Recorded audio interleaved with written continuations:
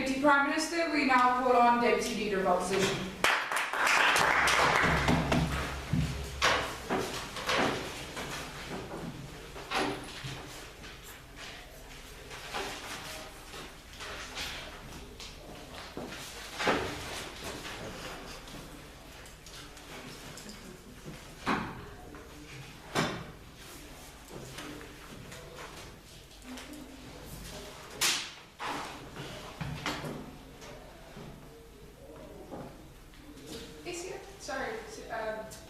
Sorry, no, can you move a little?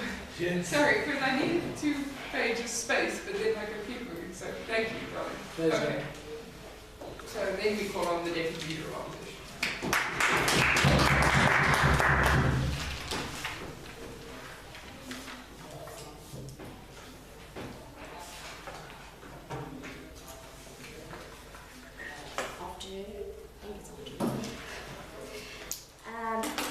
I'm going to start out with some points of rebuttal.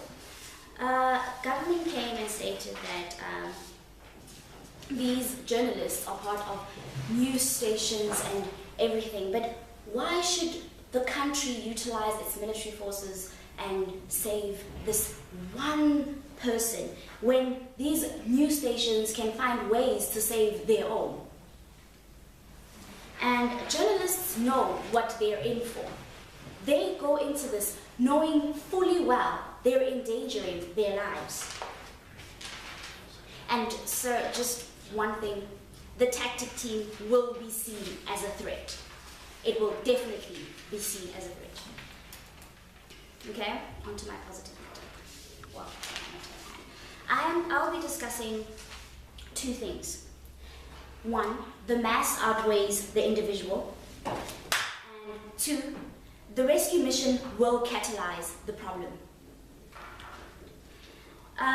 When these journalists go into these danger zones, they tend to go there by choice. First of all, the government was not involved in this individual deciding to tread into these forbidden areas. And thus, why should they be involved in getting this person out who went there of their own accord? And then journalists in most situations who are actually caught tend to be journalists who went there in secret, who nobody knows they actually went there until it is discovered that they've been captured, and thus now the government needs to save these rebels that treaded into this forbidden territory without even stating that they will be going there. Nobody knew that they will be there. Most journalists who are caught in these situations, sit down, sir. Most journalists in these situations tend to always get caught because of their lack of experience.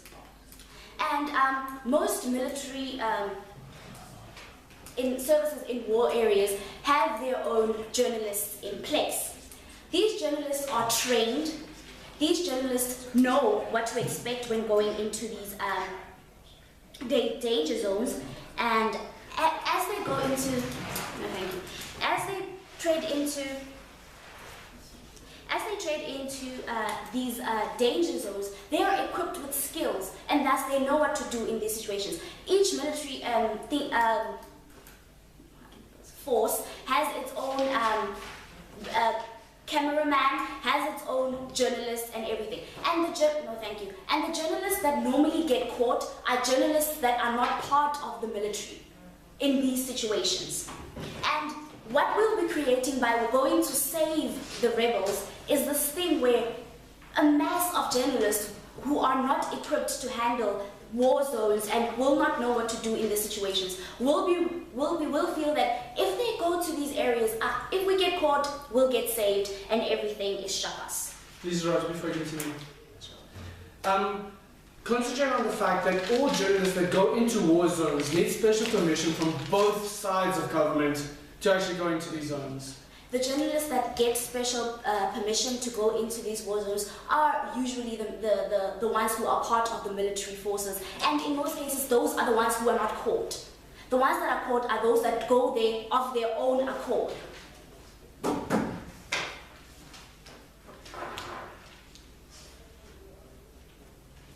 And also, as I was saying, this will also also have journalists, a flood of unqualified journalists going into war zones who will not know what to do. And by opposing this motion, we are saying that let us give the people who are qualified to do this their chance to do it, and let all these unqualified journalists stick to their job descriptions. On the point. Thank you. And on to my second argument, the rescue mission will catalyze the problem. This is what the enemy will see it as. I capture one trespasser and you attack my masses.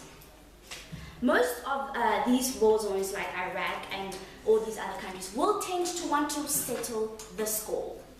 Because let's face the facts, you send out these special forces, these people who are equipped to be as subtle as possible. The truth of the matter is people will die.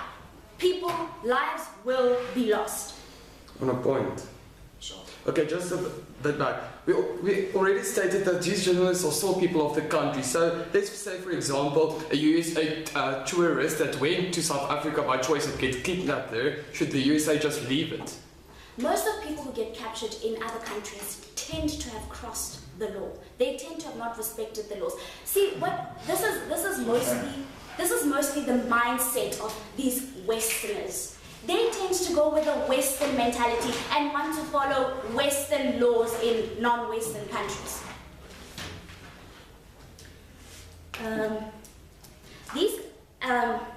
Okay, carrying on. These countries will see it as a threat, as I stated in my rebuttal. These countries are already out to get Western countries, that we know. This just gives them one more reason to go attack. And we will be making a mountain out of an anthill, literally. We will be taking what could be a simple, small, isolated incident and making it a big thing where we have these two countries out to get each other, this revenge thing, and having these Western countries always on their toes, always scared. People who are always with this also might create mass hysteria because they see it, well, we attacked this country and they might, or let's face it, they probably will attack.